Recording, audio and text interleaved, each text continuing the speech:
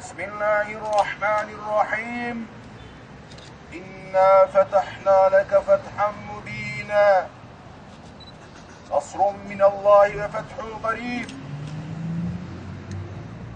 بسم الله الرحمن الرحيم إذا جاء نصر الله والفتح فرأيت الناس يدخلون في دين الله أفواجا فسبح بحمد ربك واستغفر إنه كان توابا. Allahu Ekber, sadakallahu azim. Osman Gazi Müftülüğümüz adına buradayım. Ses çıkmıyor Birleşmiş Milletler'den. Ama ses var İHH'dan, Bursa İHH'dan.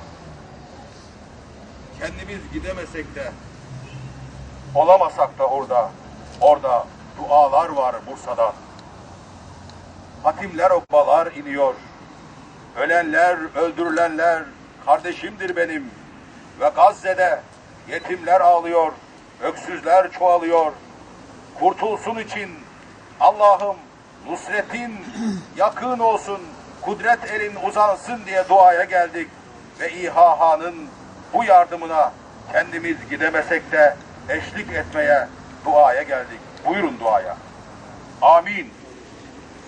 Euzu billahi mineşşeytanirracim. Bismillahirrahmanirrahim.